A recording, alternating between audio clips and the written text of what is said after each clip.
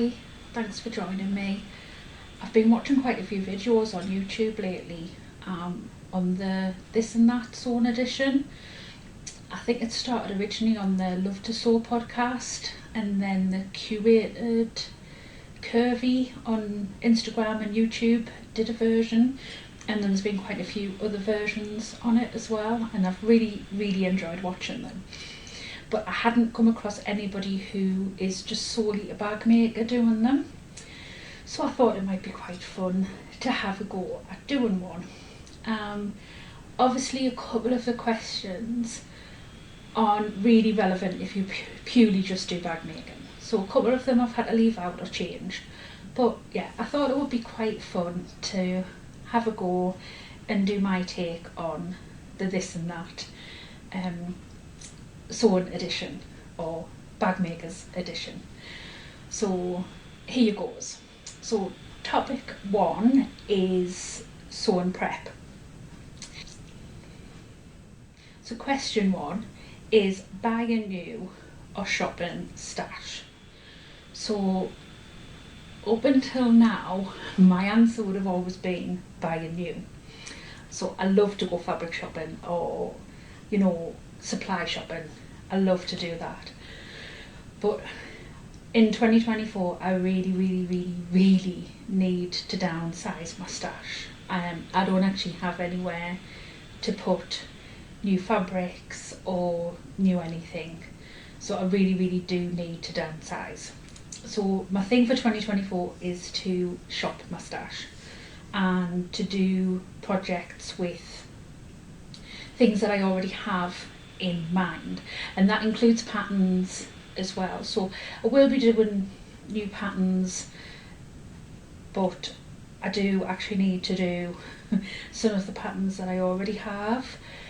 I am a real creature of habit, and when I do a pattern and I love it, I'll just do it over and over again, and then I'll buy a pattern and I'll get scared of it, and then I won't do it, or I'll get in my own head and talk myself out of it.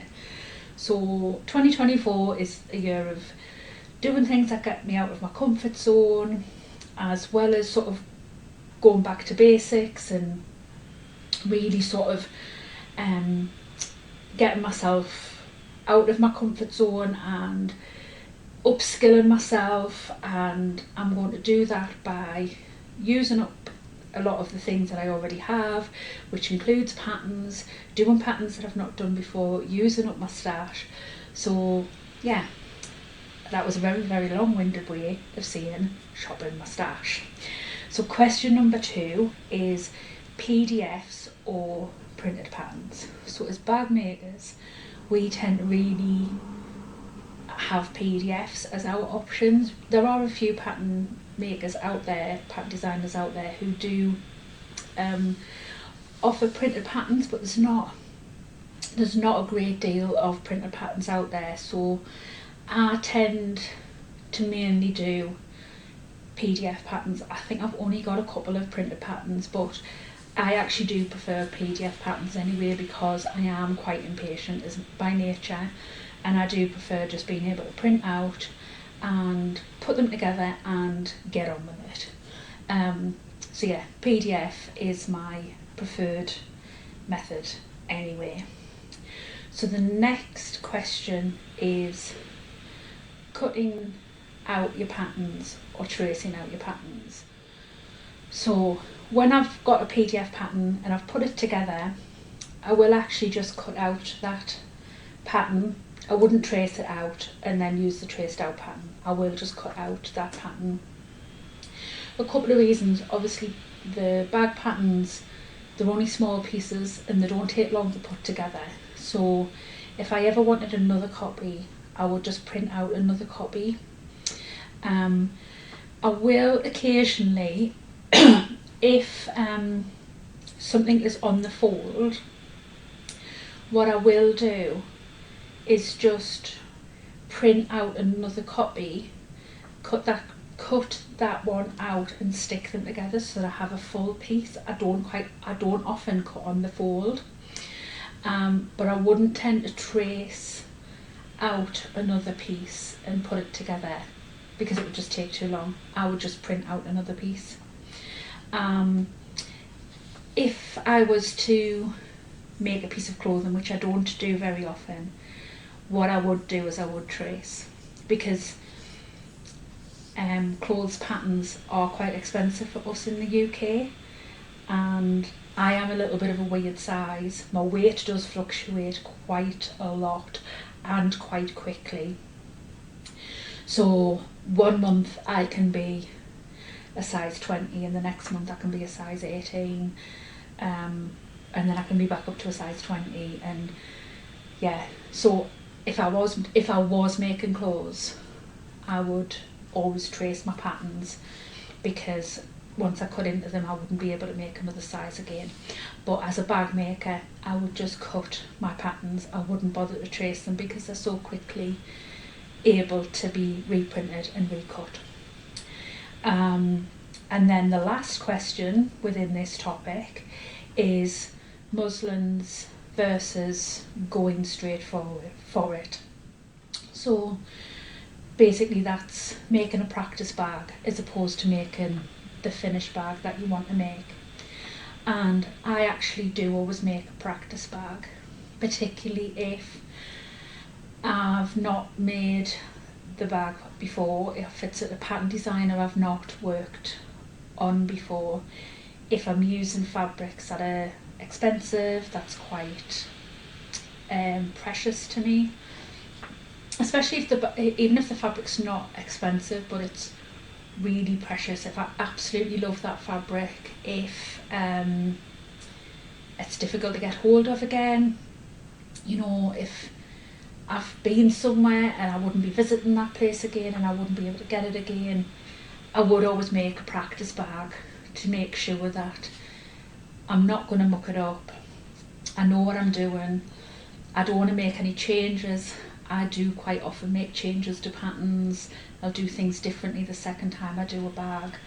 So yeah, I would say 99% of the time, do a run through first before going in and making the bag that I want to make.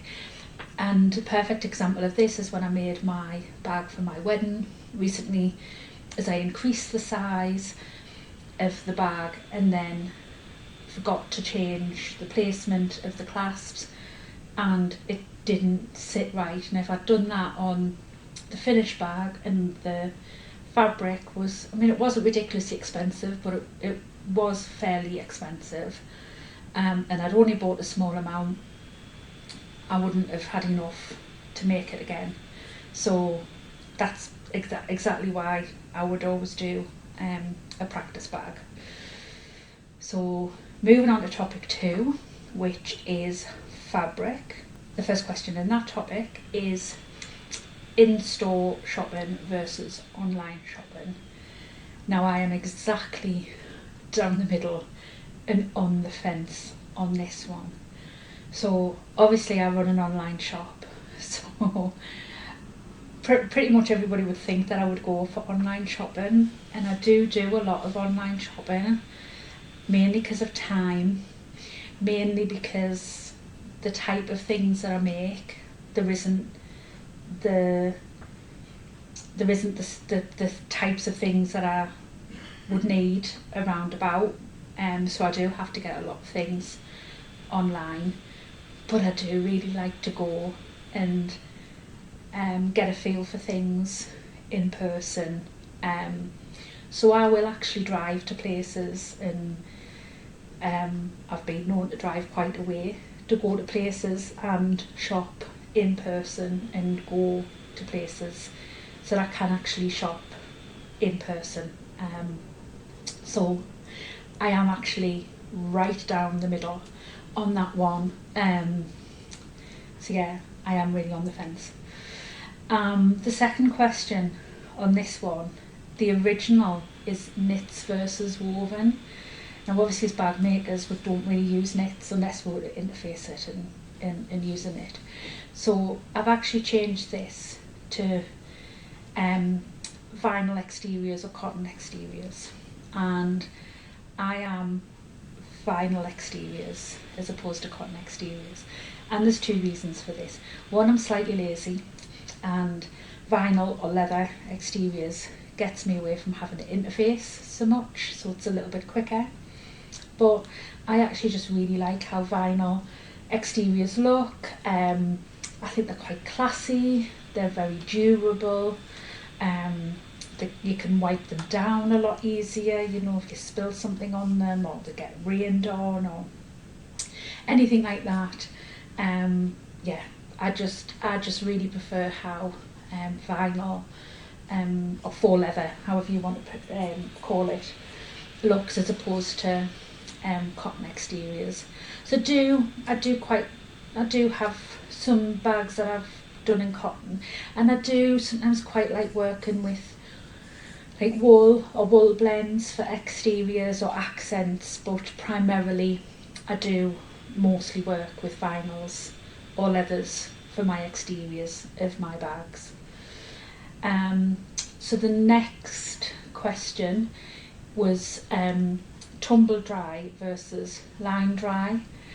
So this is obviously presumably for whether you pre-wash or don't pre-wash your fabrics. So I don't actually pre-wash a lot of my fabrics. As a bag maker, obviously a lot of the fabrics aren't washed because you don't really wash the types of bags that I make. Occasionally I will wash a fabric if it's going to be a type of bag that is washed. So a gym bag or like a laundry type bag or if you were using a little bag that has the little washcloths type thing. So I would wash that pre-making something, and it would always go out in the line. Yeah, I do tumble dry quite a lot of stuff because we're a family of 5 and I don't have 3 acres of land, which would be what I'd need to line dry everything in this house. But yeah, I would prefer to line dry everything if I could, because I just prefer the smell of it than tumble dried. But yeah, that's my answer to that one. So the next question is rotary cutter or scissors, and I'm a rotary cutter girl all of the way. I cut pretty much everything out with rotary cutters. I have 3 rotary cutters that I use. I use a 60mm, a 45mm and a 28mm. I use a 60mm for cutting out my straps and handles because obviously they're long cuts and the 60mm blade makes light work of it. I'll use a 45mm cut for the vast majority of my cutting out larger pieces. And the 28mm is really handy for smaller pieces, cutting into corners. It's really good for cutting curves. So yeah, when I'm cutting out, I'll have all my quilting rulers and I'll have the 3 rotary blades out, and I'll just switch between them as I'm cutting my pattern pieces out. I'll sometimes have a pair of scissors out just in case I need to sort of snip into anywhere, but that's all I'll use scissors for. I use rotary cutters for everything, and I do have quite a few scars to prove it as well.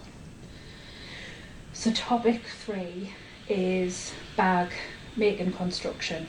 Obviously the original was just construction. And the first question is follow the instructions or wing it. I'm 100% wing it. Well, probably 98% wing it, because the first time I make a bag, I do tend to follow the instructions, sometimes deviate a little bit, but then the next few times I make it, I do just tend to wing it. I'll sometimes not get the instructions out because I'll say to myself that I know and I don't need the instructions. So yeah, I'm definitely a wing it girl. And I do quite often bring in elements from other bags. So if a designer has a way of doing things that I prefer, and then I'm doing a different bag and it has the same element, but I prefer a different bag designer's way of doing it, I'll do it that other bag designer's way of doing it. So yeah, I do tend to wing things quite a bit. So the next question is bias tape versus facings. So I've changed that one to binding method or birthing method. And the type of bags that I tend to make tend to be birthing method.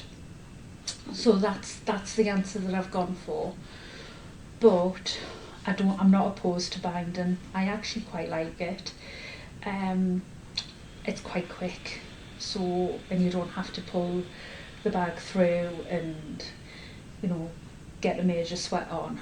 But I do prefer the inside of a bag when it's being birthed as opposed to being bound. So yes, my answer to that one is birth in a bag, provided I can leave a really big opening and, you know, I don't need to wrestle it. But I'm not opposed to doing a bag that is done with a binding. The next question, the original was serge seams or French seams. So I've changed this one to a lined bag or an unlined bag, because obviously it's the finish, isn't it? So I've gone with lined because I just wouldn't really like an unlined bag. If I was to make an unlined bag, so for example if I was to make, you know, a simple shopper or something like that, I would French seam it 100%. Even the pocket inside or whatever it would be French seamed. But yeah, it would always 100% be a lined bag for me. And I would even line it and birth it in a way that it would be done through a zipper pocket, so that you weren't closing up through the lining. I don't like the lining being stitched. It would have to go through the pocket. I'm a little bit OCD like that. So next question is buttons on by hand or by machine. Now I did debate on whether I included this one or not, because as bag makers, do we put buttons on very often? But there are a few bags that have buttons as closures, and I think quite often, sometimes use buttons as embellishments. So I did still include it, and for me it will be by hand, because we don't often put buttons, we don't put buttons on very often, or I don't anyway. And if I was putting a button on, it would tend to be as like an embellishment or a feature. I don't often do bags where the closures is buttons. And yeah, it would be by hand, mainly because both of my machines, so one, I've got this machine here and there's a machine behind the camera, are straight stitch machines. So my machine that has like the button attachment is in the cupboard. So by the time I got that machine out, I put the other machine away, got it all hooked up, put the attachment on and everything, I could have had the button sewn on.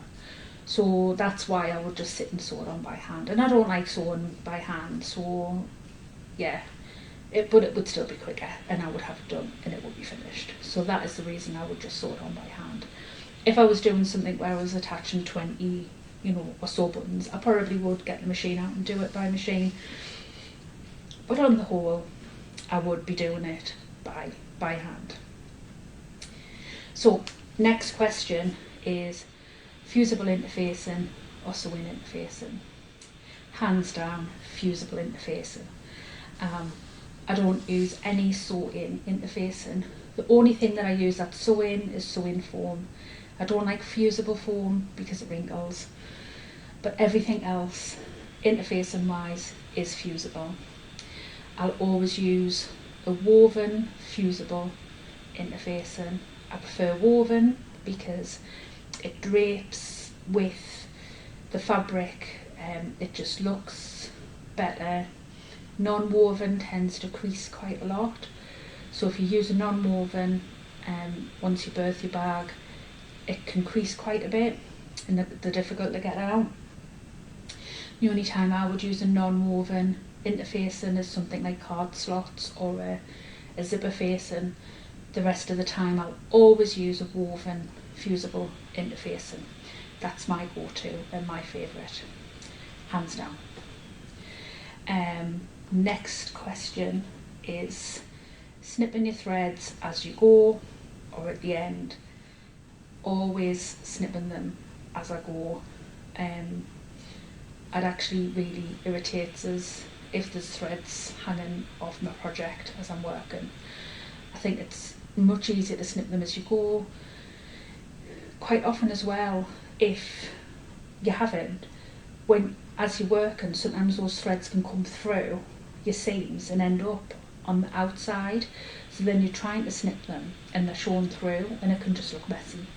So I think it's much easier to snip them as you go. Makes your work look a lot tidier and makes it a lot easier as well. Next question is pressing your seams as you go or all at the end. Again, I think pressing your seams as you go makes it easier, and it makes your work look more professional. It makes sometimes fitting your next seam easier. Obviously as bag makers, sometimes we can't press our seams with an iron. You know, if you're working with vinyl or leather, you can't put an iron on it. So you sometimes just got to like finger press or use I nearly said a steamroller. You don't want a steamroller, a seam roller, to flatten out that seam. So sometimes if that seam isn't flattened, your next seam won't fit together properly. So doing it as you go just works much easier, I think, and it makes your work look better. I think it just works like so much better. So the next topic is sewing habits, and the first question in that topic is, are you a late night seamstress or a daytime seamstress? So I think for me, naturally, I'm probably a nighttime seamstress if I was sort of sewing for myself, but because my business is sewing and it's my work, I tend to actually sew during the day. That's when I would actually sew naturally. And then, but because it's my work, it just tends to naturally happen now that I actually sew during the day and I don't tend to sew on a night time now. But if I was just kind of left to my own devices and I was sewing for me personally, I would sew on a night time. So again, that's one where I'm kind of down the middle. So the next question in this topic is, are you a slow and steady sewer or a frantic sewer? So I used to be quite a frantic sewer. Again, going back to something I've said previously, I am really impatient and I just want to get things done. I just want to get the project finished, and I'm excited to get it done. But I've learned to kind of enjoy the process and to slow it down, take my time and try and read the instructions. Don't necessarily always follow them, but to read them, and I have better outcomes by doing that. So I used to be frantic, but now I am a slow and steady sewer. I don't have, obviously I have the industrial sewing machine which can sew really quick, and I have it set really quite slowly. So yeah, I am slow and steady all of the way. And the last question in this topic and of the video is, tidy as you go or all in sort of one. And I'm a definitely tidy as you go. I'm not naturally a very tidy person, and I'm sure if my mum was watching this video, she will probably tell you stories of how my room used to be as a teenager. But as I've got older, I have got tidier. But actually, in my workspace and in the sewing room, it has to be tidy. I get really anxious and I get really worked up if it's untidy. So when I've cut out a project and I've interfaced a project, I'll tidy up then, and I'm quite often tidying as I'm going and I'm doing that. And then once as I'm actually doing a project and I'm sewing and I'm doing it, as I'm finished with something, I'll quite often put it away and then as I'm finished a project, it'll all be tidied away. It's hoovered once I'm finished a project. I don't have threads on the floor or anything like that. I can't stand it being a mess or untidy. I like to know where everything is. Everything needs to be put away. So yeah, but naturally I'm not massively tidy. I'm not hugely untidy, but I'm not. My sewing area is probably the tidiest place in the house. So yeah, that is me in a nutshell. I hope you've enjoyed my little version of this and that, or this or that, and getting to know me a little bit more. Drop me a comment in the comments box down below if you disagree, if your preferences are different, or if you filmed this or that version, especially if it's a bag makers version, because I did have a look for some and I couldn't find any. So if you filmed one, I'd love to watch it, and come and give you some love on your video. So yeah, thanks for joining me, thanks for giving me your time. Please do subscribe to my channel, give the video a like. It does really help with my YouTube algorithms. And until next time, I'll see you soon. Thanks for joining me again. Bye.